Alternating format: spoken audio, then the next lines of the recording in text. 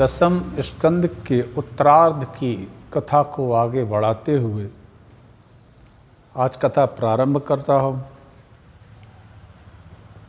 आज कथा में जरासंध का वध और युधिष्ठिर महाराज का राजसूय यज्ञ की कथा है। कथा प्रारंभ कर रहा हूँ। ओम नमो भगवते वासुदेवाय।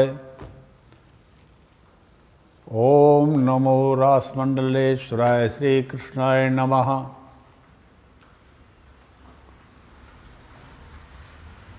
नित्यं भागवतं यस्तु पुराणं पठते नरः प्रत्यक्षरं भवेत् तस्य कपिलादानजं फलम्।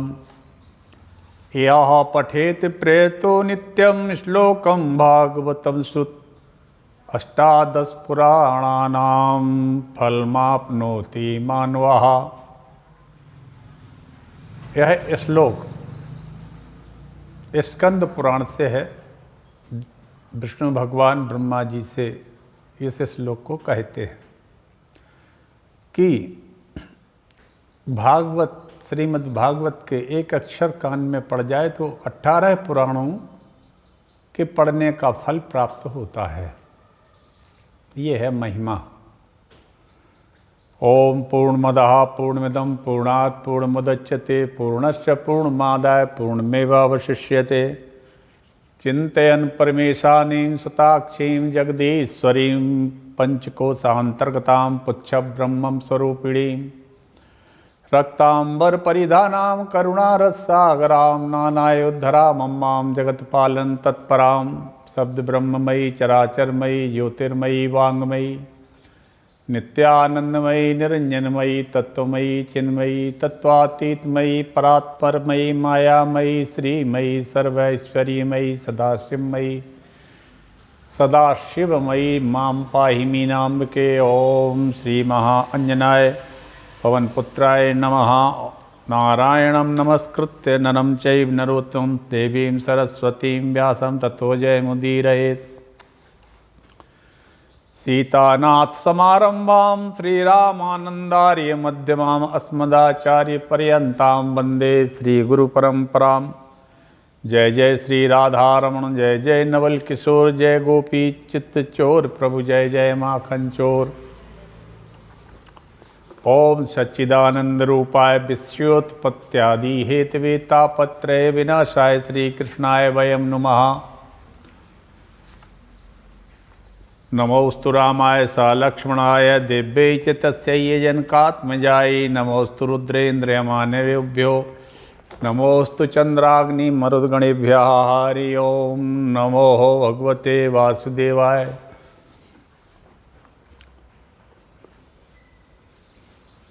कल तक की कथा में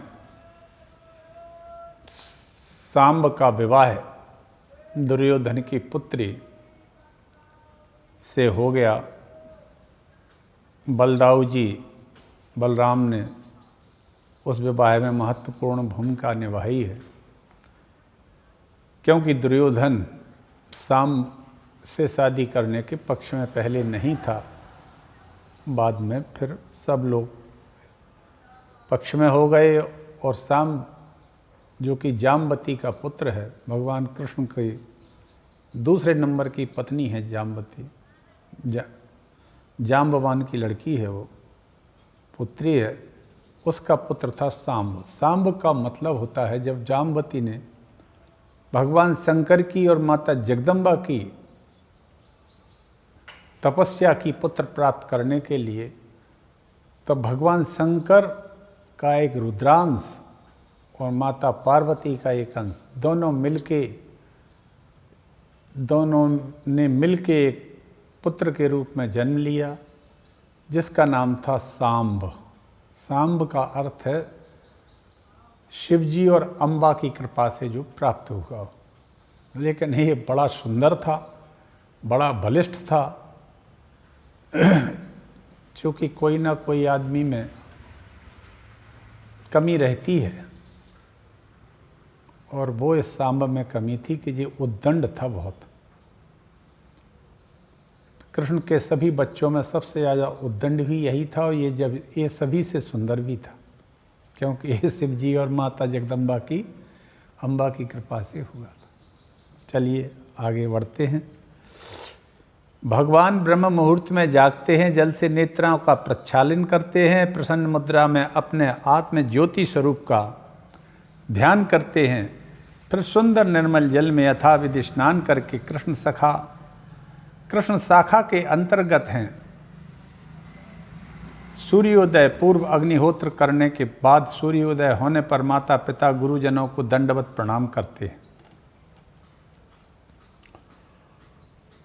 ब्राह्मणों को गायों का दान करते हैं, फिर अपना श्रृंगार करके बैठकर सुधर्मा सभा जाते हैं। परीक्षित, भगवान की सुधर्मा सभा भी बड़ी अद्भुत है। चाहे जितने भी सदस्य आ जाएं, एक आसन हमेशा इस सुधर्मा सभा में एक सीट खाली रहती थी। कभी सुधर्मा सभा की पूरी सीटें नहीं भरी।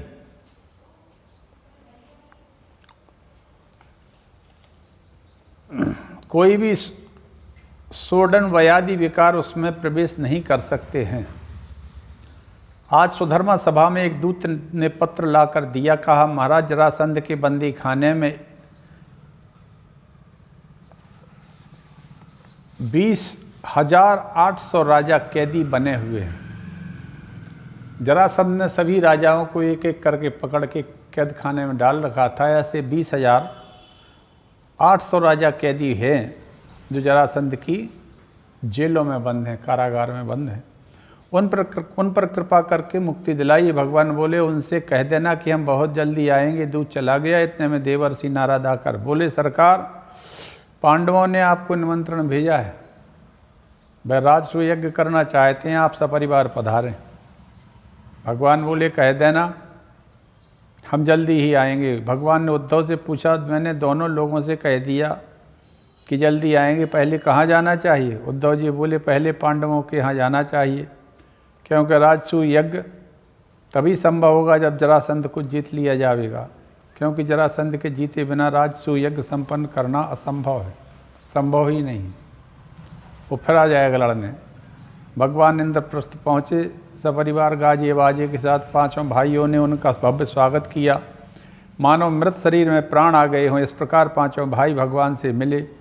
भगवान ने अर्जुन के साथ रहकर खांडव वन का दाय किया और अग्नि को तृप्त किया। भगवान कई महीनों तक युधिष्ठिर जी की प्रसन्नता हेतु इंद्रप्रस्थ में ही रहे। एक दिन युधिष्ठिर जी ने कहा, भगवान राजसूय यज्ञ करने से मैं सभी राजाओं की सहमति प्राप्त हो चुकी है, पर जरासंध ही एकमात्र ऐसा राजा है जिसे अभी तक किसी के द्वारा जीता नहीं जा सका, इसलिए कृपा करके इसे जीतने का कोई उपाय बताइए। भगवान बोले, युधिष्ठिर तुम चिंता मत करो, इस कार्य के लिए करने हम स्वयं जाते हैं। भगवान भीमसेन और अर्जुन को साथ लेकर ब्राह्मण वेश में धारण करके जरासंध के पास पहुंच गए। चूँकि जरासंध ने ब्राह्मणों के प्रताप से और उनके आशीर्वाद से भगवान को भी 18वें युद्ध में परास्त किया था, इसलिए वह ब्राह्मण भक्त बन गया था। ब्राह्मणों को बहुत सम्मान देता था। ब्राह्मण के मांगने पर जरासंध कोई भी वस्तु प्रदान करने से इनकार नहीं करता था। जरासंध ने तीनों ब्राह्मणों का स्वागत किया और जरासंध से कहा, ब्राह्मणों में आपकी क्या सेवा कर सकता हूँ? क्या चाहते हो? अन्न, धन, वस्त्र आदि जो मांगना चाहिए हो, जो चाहिए हो मांग लो। भगवान ने कहा, राजन हमें वचन दो कि हम जो मांगेंगे सो दे दोगे? जरासंध ने कहा, लोगों की आवाज़ सकल सूरत कलाइयों पर पड़े हुए धनुष की प्रत्यंचा की रगड़ के निशान देखकर तो पहचान लिया कि ये ब्राह्मण नहीं है, ये क्षत्रिय हैं, ब्राह्मण का वेश धारण करके आए हैं। जरासंध ने मन में विचार किया, चलो ठीक है, जब ये क्षत्रिय होने पर भी मेरे भय से ब्राह्मण का वेश बनाए हुए हैं, परंतु जब ये मांगने पर ही उतारू हो गए हैं, तब ये चाहें सो मांग ले, मैं इन्हें अवश्य दे दूंगा। याचना करने पर मैं अपना शरीर भी दे दूंगा। जरासंध ने श्री कृष्ण, अर्जुन, भीमसेन से कहा, ब्राह्मणों आप लोग मनचाही वस्तु मांग लो, आप चाहो तो मैं अपना सर कटा कर भी दे सकता हूँ। भगवान ने कहा, राजन यदि आप हमें कुछ देना ही चाहते हैं तो द्वंद्व युद्ध की भिक्षा दीजिए। ये पांडुपुत्र भीमसेन है, इनका छोटा भाई अर्जुन है और मैं इनका मेरा भाई पुराना आपका शत्रु कृष्ण हूँ। जब भगवान ने इस प्रकार परिचय दिया तो जरासंध ठहाका मारकर हंसने लगा। गुस्से में चढ़कर बोला, मूर्खो, यदि तुम्हारी युद्ध की ही इच्छा है तो मैं इसे सार स्वीकार करता हूँ, परंतु कृष्ण तुम तो डरपोक हो, भगोड़े हो, रणछोड़ हो, तुमसे तो मैं युद्ध नहीं करूँगा। दूसरा, ये अर्जुन डेढ़ हड्डी का कमज़ोर है, इसकी अवस्था भी बहुत छोटी है, ये बच्चा मुझसे युद्ध करने के लायक नहीं है। तीसरा, ये भीमसेन मोटा तगड़ा पहलवान है, ये मेरे जोड़ का लायक है, मेरे लायक है। जरासंध ने ऐसा कहकर एक गदा भीमसेन को दे दी और एक गदा लेकर नगर से बाहर अखाड़े में आ गए। दोनों भिड़ गए। दिन में युद्ध करते, रात्रि में जरासंध अतिथियों के रूप में उनकी खातिरदारी करता। इस प्रकार लड़ते लड़ते 27 दिन बीत गए। भीमसेन और जरासंध के युद्ध करते करते 27 दिन बीत गए। ये लोग दिन में युद्ध करते थे और रात में ये जरासंध के ही यहाँ रहते थे और को माल छानते थे, क्योंकि जरासंध अतिथि सत्कार में कम नहीं था। जरासंध अतिथियों की खातिरदारी करता था। भीमसेन ने कहा, महाराज मेरे हाथ पैर सब रक्त रंजित हो गए, यदि कहीं कल और मैंने युद्ध किया तो जरासंध मुझे मार देगा। 27 दिन हो चुके थे चूंकि। भगवान ने कहा, तुम युद्ध तो करते हो परंतु मेरी ओर देखते ही नहीं, कल युद्ध करते करते मेरी ओर देखना। दूसरे दिन युद्ध शुरू हुआ। भीमसेन ने भगवान की ओर देखा तो भगवान ने घास का तिनका बीच से फाड़कर फेंक दिया, इशारा किया। भीमसेन ने जरासंध को बीच से फाड़कर विपरीत दिशा में फेंक दिया।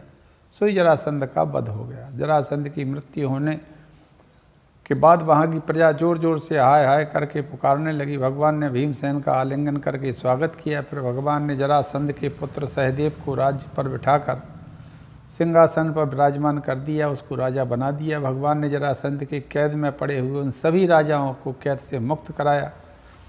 20,800 कैदी राजाओं ने जब भगवान का दर्शन किया तो गदगद हो गए। वे इस बात का दुख ही भूल गए कि हम कैद में कितने दिनों से बंद पड़े थे। भगवान का मुख कमल बड़ा सुकोमल था। अब भगवान का मुख सर्वाधिक सुंदर और बड़ा प्रिय है, वैसे ही होता है। और साक्षात भगवान खड़े हो सामने तो क्या कहना, भाग्य खुल गए इन 20,800 राजाओं के। प्रभु का सुंदर शरीर प्रसन्नता का सदन है। भगवान को देखकर उन राजाओं की ऐसी स्थिति होगी माने वे प्रभु को नेत्रों से ही पी रहे हो, जिह्वा से चाट रहे हो, नासिका से सूंघ रहे, बाहुओं से आलिंगन कर रहे हो। उन्होंने प्रभु को प्रणाम किया और कहा, नमस्ते देव देवेश प्रपन्नार्तिर्हराभ्य प्रपन्नान पाहिनः कृष्णान नरविण्णान घोर संस्कृते। शरणागतों के सारे दुख और भय को हरने वाले देव देवेश्वर सच्चिदानंद स्वरूप अविनाशी श्री कृष्ण, हम आपको नमस्कार करते हैं। बोलो कृष्ण भगवान की जय। आपने जरासंध के कारागार से हमें छुड़ा ही दिया। अब इस जन्म मृत्यु रूपी घोर संसार चक्र से भी छुड़ा दीजिए, क्योंकि हम संसार में दुख का कटु अनुभव करके उससे ऊब गए हैं और आपकी शरण में भी आ गए हैं। प्रभु आप हमारी रक्षा कीजिए। सभी राजाओं ने गोविंद की स्तुति गाई। कृष्णाय वासुदेवाय हरे परमात्मने प्रणत क्लेश नाशाय गोविंदाय नमो नमः। ये भागवत का सबसे सुंदर मंत्र माना जाता है।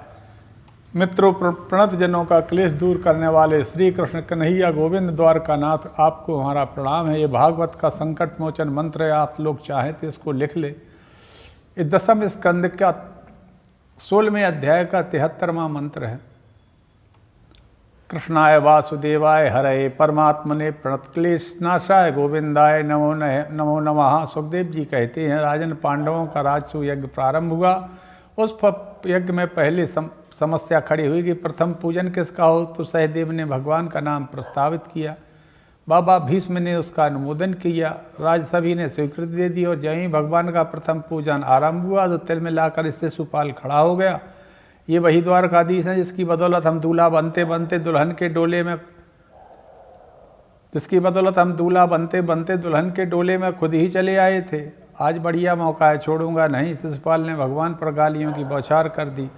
जो 101 गाली हुई तो भगवान ने तुरंत सिरा क्षुरांत चक्रेण जहार पततो रिपोहो, सुदर्शन चक्र से उसका सिर का छेदन कर दिया। उसके देह से एक प्रकाश निकला जो भगवान में विलीन हो गया और भी शिशुपाल के समर्थक जो दुष्ट राजा बैठे थे डर के मारे मौन हो गए, अगर गड़बड़ करेंगे तो यही हालत हमारी भी हो जाएगी। पांडवों का राज यज्ञ बड़े धूमधाम से सानंद संपन्न हुआ और इस यज्ञ में दुर्योधन को पांडवों की सभा में घुसते समय जल में थल और थल में जल दिखाई दिया, तो पानी में गिरा और लोग ठहाका मारकर हंस गए। भीमसेन ने तो बड़े तेज स्वर में हंस दिए, सो दुर्योधन के हृदय में आग लग गई। उसने प्रतिज्ञा की, किसी दिन मैं भी इन पांडवों पर ऐसे ही ना हंसा तो मेरा नाम भी दुर्योधन नहीं। आज मैं जल को थल, थल को जल समझ के इसमें गिर पड़ा। दुर्योधन बहुत ज़्यादा दुखी हुआ और भीमसेन बहुत जोर से हंसे। अब यही हंसी महाभारत का बीज बन गई। उसी का बदला लेने के लिए शकुनी मामा के सहयोग से दूत क्रीड़ा का षड्यंत्र रचा और करके पांडवों का सर्वस्व छीन कर द्रौपदी का अपमान किया। वस्त्र हरण करते करते समय भगवान द्वारका नाथ ने द्रौपदी की रक्षा की। सुखदेव जी कहते हैं, परीक्षित, भगवान के गण तो अनंत हैं जिनका कोई बखान ही नहीं कर सकता। अब तुम कोई विशेष भगवत चरित्र सुनने की जिज्ञासा रखते हो तो बताओ। परीक्षित बोले, भगवान निस्संदेह भगवान के चरित्र तो अनंत हैं, परंतु आपने बार बार प्रभु के दीनबंधु आदि नामों से पुकारा तो अवश्य, परंतु दीनबंधुता पूर्ण कोई चरित्र अभी तक आपने हमें नहीं सुनाया। भगवान ने किसी दीन को बंधु बनाया भी है? सुखदेव जी बोले, सुदामा याद आ गए। सुखदेव जी बोले, तुमने बहुत अच्छा प्रश्न किया है परीक्षित। अब तुम्हें प्रभु के ऐसे ही दीन सखा की कथा सुनाते हैं, ध्यान से सुनो। कृष्णस्यासीत सखा कश्चित् ब्राह्मणो ब्रह्म वित्तमः विरक्त इंद्रियार्थेषु प्रशांतात्मा जितेंद्रियः। परम भागवत श्री सुदामा का पावन परिचय देते हुए श्री सुखदेव जी महाराज कहते हैं कि परीक्षित, भगवान श्री कृष्ण के परम प्रिय अभिन्न हृदय श्री सुदामा जी महाराज हैं। कृष्ण सखा है। सुदामा की विशेषता, इनके विशेषण गिना दिए कि मूल परिचय देना सुखदेव जी भूल ही गए। ना नाम बताया, ना काम बताया, ना धाम बताया, केवल विशेषण गिनाए। कैसे हैं सुदामा? ब्राह्मणो ब्रह्म वित्तमा, ये ब्राह्मण वेत्ता ब्राह्मण है, ब्रह्म विद्व वरिष्ठ हैं। केवल ब्रह्म विद ही नहीं, केवल ब्रह्म वित्तर ही नहीं, वरन ब्रह्म वित्तम है, ब्रह्म श्रेष्ठ ब्रह्म ज्ञानी हैं। इंद्रियों के विषयों में एकदम विरक्त रहने वाले ब्राह्मण हैं। सुखदेव जी को फिर संतोष नहीं हुआ तो बोले, प्रशांतात्मा, हर परिस्थिति में ही प्रसन्न रहते हैं। जिसका चित्त कभी अशांत नहीं होता है, वह ऐसे अशांत प्रशांत आत्मा। आगे विशेषण किया, जितेंद्रिय हैं, जिसकी इंद्रियां सर्वथा उसके वशीभूत हों। इससे बढ़िया विशेषण सुदामा जी महाराज के गिनाए। और जब बेचारी सुशीला का परिचय देने लगे तो सुखदेव जी बोले, सुदामा की धर्म पत्नी सुशीला परम पतिव्रता थी तो थी, पर दरिद्रा सिद्धमानासा बेपमाना विगम्य च। सुशीला परम पतिव्रता तो थी, परंतु दरिद्र बहुत थी। यहाँ सुदामा जी को दरिद्र नहीं कहा। फिर सुशीला को क्यों दरिद्र बता दिया? भाई, पतिदेव डॉक्टर बन जाए तो देवी जी डॉक्टर नहीं कहलाती हैं, तो फिर सुशीला को दरिद्र क्यों कहा गया? दरिद्रो असत्व संतुष्ट। भागवत की दृष्टि में असंतुष्ट रहता है वही दरिद्री है। सुदामा तो संतुष्ट रहे जीवन भर, हर हाल में मस्त है। सुशीला बेचारी को घर की चिंता लगी रहती है, घर की आवश्यकता से चिंतित रहती। आज जब किसी संत के द्वारा सुशीला को यह पता चला कि मेरे स्वामी के सखा द्वारकाधीश श्री कृष्ण है, तो अचंभित हो गई। सुदामा जी का कैसा विरक्त स्वभाव है कि अपनी पत्नी को भी नहीं उन्होंने बताया श्री कृष्ण मेरे सखा है। अन्यथा लोग मुख्यमंत्री से हाथ मिलाते हुए फोटो खिंचवा लेते हैं तुरंत, तो गजब कर देते हैं। पर यहाँ पर तो सुदामा जी ने सुशीला को भी नहीं बताया। सुशीला ने आज पूजा, स्वामी सच बताइए, क्या श्री कृष्ण आपके सखा है? मैंने ऐसा सुना है कि सुदामा जी हंसे। हाँ, बचपन का मित्र है हमारा, गुरुकुल में हम साथ साथ पढ़ते थे। पर तुझे किसने बताया? सुशीला बोली, महाराज एक साधु आए थे, बातों में चर्चा चली तो उन्होंने बताया कि आपने हमें कभी नहीं बताया। ननु ब्रह्मण भागवतः सखा साक्षात् श्रियपति ही ब्रह्मणस्य शरण्यस भगवान सात्वतर स्वभाव। अरे मालूम है, द्वारकाधीश भगवान श्री कृष्ण जो हैं, जिन्हें अपना मित्र बता रहे हैं, वह साधारण नहीं है, वरन ब्राह्मणों के अनन्य भक्त हैं। ब्राह्मणों को बहुत मानते हैं और शरणागत वत्सल भी हैं। उनकी शरण में जो जाता है वो कभी निराश नहीं रहता। जो शरण में आ गया उसे सब कुछ न्यौछावर कर देते हैं। मेरी प्रार्थना है कि महाराज आप एक बार अपने उन सखा से मिलने घर चले जाओ। जब जाओगे तो दास्यति द्रविणम भोरी सीदते थे कुटुंबिने, आप यदि मिलने जाओगे तो बहुत सारा द्रव्य देंगे, इतना धन देंगे कि हमारी पीढ़ियों को भी दरिद्रता दूर हो जाएगी। और सुदामा बोले बाबरी बचपन का मित्र और वर्षों बाद आज मिलने जाऊंगा तो क्या द्रव्य कमाने उसके पास जाऊंगा, दरिद्रता रोने जाऊंगा, ऐसे तो मैं कभी नहीं जाने वाला। और मुझे तो ये भी नहीं मालूम कि वह रहता कहाँ है। सुशीला समझ गई कि ये बड़े ही पक्के सिद्धांतवादी हैं श्रीमान। लेने देने की बात पर जोर डाला तो ये कभी नहीं जाने वाले। सुशीला बोली नहीं नहीं, मेरा मतलब थोड़ी ही था कि धन मिल ही जाएगा। अरे मिले ना मिले, ब्राह्मण को तो हर हाल में प्रसन्न रहना चाहिए। मेरा मतलब है कि सिर्फ इतना सा करो कि एक बार मिलने अवश्य जाइए। रही बात उनके पते की तो वह मुझे है मालूम। आस्ते अधुना द्वारवत्याम, आजकल वह द्वारकापुरी में द्वारकाधीश बनकर विराजे हुए हैं, बड़ी महिमा है उनकी। द्वारकापुरी में स्वामी अपने लिए ना सही एक बार मेरे लिए तो मिलाइए। क्या आपने सखा को इतना नाम सुनकर आपका मिलने का मन नहीं होता है? सुदामा जी बोले अरे बावरी तूने खूब मन की बात कही है, मिलने का तो मन हमें खूब होता है, पर तू कह रही है तो आज तो और भी उतावलापन आ गया है। कई बार उसकी आदत तो आती है, आई है, मिलने का बहुत मन हुआ। फिर मैंने सोचा ना जाने कहाँ होगा, कैसे मिलूंगा, पर जब आज तू भी कह रही है सो अब मेरा मन खूब हो रहा है। अरे मन में तो एक उत्कंठा है, अयम ही परमात्मा लाभो उत्तम आश्लोक दर्शनम। आजकल मैं अपने बाल सखा को चारों तरफ बड़ी प्रशंसा सुन रहा हूं। सुदामा जी बोले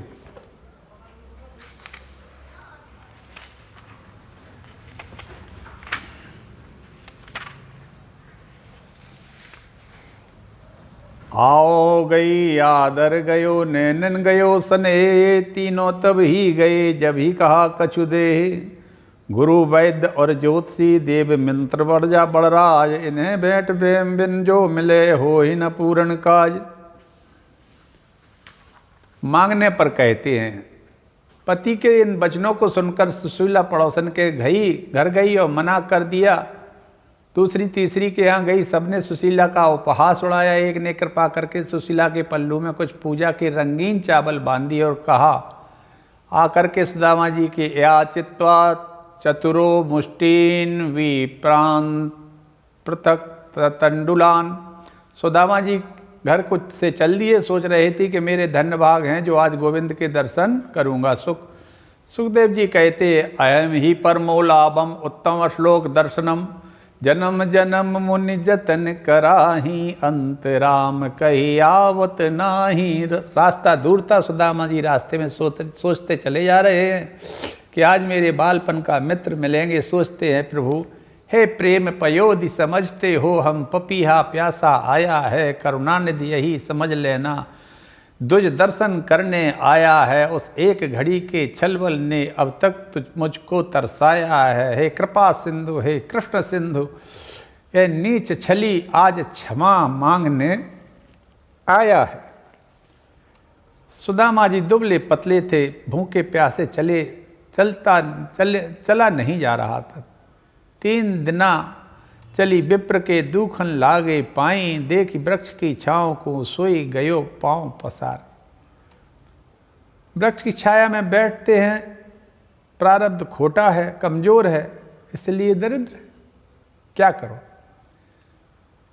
अभी अभी एक न्यूज आई थी कि कानपुर से लेकर दिल्ली तक एक रैकेट चल रहा है जिसमें बच्चों की, छोटे बच्चों की आंखें फोड़ देते हैं। कोई सुरेश माझी करके कोई बच्चा है, उसने बताया है कि हाथ पैर तोड़ के भिक्षा मंगवा रहे हैं। तो हमारी सरकार भी चाहे तो पूरे जितने भिक्षा मांगने वाले बच्चे हैं उन सबको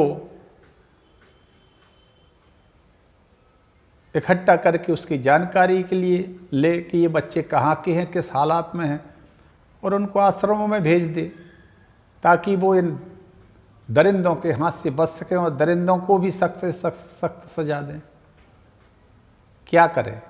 छोटे बच्चों के साथ कोई इस तरह की हरकतें करता है तो उसको शासन का काम है कि वो प्रशासन देखे कितने बच्चे कहाँ भीख मांग रहे हैं, किसकी आंखें फोड़ दी हैं, किसके हाथ पैर तोड़ दिए इन लोगों ने। ये प्रारब्ध कहाँ से आया है? ये तो एक दैविक बात हो गई, लेकिन शासन प्रशासन को इस पर ध्यान देना चाहिए कि बच्चे भी इतने सारे बच्चे सब विकलांग तो होंगे नहीं, कर दिया है इनको विकलांग। प्रारब्ध एक अलग चीज है। करेंगे दया दयाल दीन बंधु दीना नाथ, में सेवक अजान जान चरणन की धूरी है। मान्यता बड़ाई नाई पंडिताई नाई, नाय सेवक सेवकाई सब भांति से सबूरी है। ना ही धन धाम लोक लाज कुल लाज नाई, नाई अभिलाषा कोई आस ना अधूरी है। एक अभिलाषा मुक्तानंद तेरी आस रही, कृष्ण कन्हैया ते मिलना बहुत ही जरूरी है। बोलो कृष्ण भगवान की जय। शीतल वृक्ष की छाया में बैठे ही थे, नींद आ गई। योग माया ने आदेश देकर कहा कि मेरा मित्र थक कर हार गया है। कृष्ण के कहने पर उसे द्वारका के बागों में सुला दो। सब सोकर जगे तो माली से पूछने लगी, भैया ये कौन सा नगर है? माली बोला द्वारका है। सुदामा जी बोले, मेरे सखा से कृष्ण जाने कौन सी द्वारका में है। माली बोला, द्वारका एक ही है, यहाँ पर है, कुछ है बोलते हैं।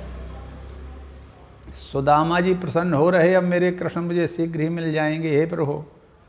कृष्ण भगवान ने योग माया के द्वारा जैसे ही ये सोए तो उनको वृंदावन वो द्वारकाधीश के बगीचे में भेज दिया। द्वारिका पहुंच गए, भगवान के पास जाने की इच्छा हो गई है। सुदामा की बड़ी इच्छा है, बड़ा उत्साह है, क्योंकि अब तो द्वारका में आ ही गई है, तो अब चलना तो बंद हो गया। आसरा इस जहां का मिले ना मिले, आसरा इस जहां का मिले ना मिले, मुझे तेरा सहारा चाहिए कृष्ण। यहाँ खुशियाँ हैं कम और ज़्यादा हैं गम, जहाँ देखो वहीं है हरम ही हरम। महफिल में समागर चले जले ना जले, मेरे दिल में उजाला तेरा चाहिए प्रभु। मेरी धीमी है चाल और रास्ता है विशाल, मेरी धीमी है चाल और रास्ता विशाल। हर कदम पर मुसीबत है तू ही संभाल। पैर थाके मेरे अब चले ना चले, मेरे दिल में बसेरा तेरा चाहिए। द्वारका की प्रथम डेवड़ी पर पहुँचे, भीतर जाने लगे। द्वारपालों ने रोक दिया। पहरेदार बोला, हे पंडित जी कहाँ जा रहे हो? सुदामा बोले, श्री कृष्ण के पास। भैया कन्हैया और मैं उज्जैन में साथ साथ पढ़े थे। पहरेदार बोला, अरे द्वारकाधीश को कन्हैया कहता है। एक पहरेदार दयालु था, श्री कृष्ण के पास जाकर बोला, नाथ एक भिक्षुक खड़ा विप्र सुदामा नाम, मुझे बताया कुछ नहीं कहता प्रभु से काम। बेस कैसा है? शीश पगा नाथ झगा तन में प्रभु जान को आई, बस्यो के ही गामा। धोती फटी सी लटी दुपटी अरु पाई, पौपानहु की नहीं सामा। द्वार खड़े दुर्बल एक रहे, चकी सो वसुधा अभिरामा। पूछत दीन दयाल अकुधाम, बतावत अपनो नाम सुदामा। सुदामा का नाम सुनते ही गोविंद ऐसे दौड़े जैसे चित्रकूट में राम जी से मिलने के लिए भरत जी को हृदय से लगा लिया था। आज मेरे गोविंद ने सुदामा जी को छाती से लगा लिया। पैरों की तरफ देखकर कहने लगे, चौपाई उठे राम पुनि प्रेम अधीरा, कहु पट कहु निसंग तनु तीरा। मिलहि प्रीत किम जाई बखानी, कवि कुल अगम करम बनवानी। ऐसे विहाल विवाइन सो पग कंटक जाल लगे, पुनि जोए होय हाय वहाँ दुख पायो सका। तुम आए तय न कितय दिन खोए, देखी सुदामा की दीन दशा। करुणा करके करुणा निधि रोए, पानी परात को हाथ छियो नहीं, नैनन के जल से पग धोए, नैनन के पग से जल धोए। भगवान श्री कृष्ण इतने अधिक रोए कि उनकी आंखों के आंसुओं से सुदामा के पैर धुल गए। वाह, बोलो कृष्ण बलदेव की जय। श्री कृष्ण सुदामा से बोले, बोल्यो द्वार पालक सुदामा नाम पांडे सुनी, छाड़े राज काज ऐसे जी की गति जाने को, द्वारिका के नाथ हाथ जो रिधाई गहे पाए मेरे भरी अंक लिंग, लिए तांग दुख साने को, नैनन में जल भरी पूछत कुशल हरि, विप्र बोल्यो विपदा में मोई पहचान को, जैसी तुम कीनी ऐसी करे को, दया के सिंधु प्रीति ऐसी प्रीत दीन बंद दीनन सो मान को। भगवान बोले, सच्चा मित्र मित्र के सुख में सुखी और दुख में दुखी होता है। जे न मित्र दुख होई दुखारी, तिनहि बिलोकत पाक तक भारी। आज मेरे बालापन के यार सुदामा कैसे आए हो, क्यों इतनी देर लगाई, तेरे पाँव मन फटी बिमाई, कुछ तो मुख से वचन विचार उचार, करी गरम नीर पग धोए, कान्हा करुणा करी रोए, उनके बहे दृगन जल धार, सिर पगा झगा नाई तन में, नाई चलियो जाए मार्ग में, तैने पाए कष्ट अपार, अति सुंदर वस्त्र मंगाए पहराए, पलंग बैठाए सठ रस भोजन धरे अगार, मेरे बालापन के यार सुदामा कैसे आयो, क्यों इतनी देर लगाई, तेरे पावन फटी बिमाई, कुछ तो मुख से वचन उचार। सुदामा जी गदगद हो गए। अब सुदामा जी से के मुख से आवाज क्या निकले, जब भगवान ही भाव विहल हो गए।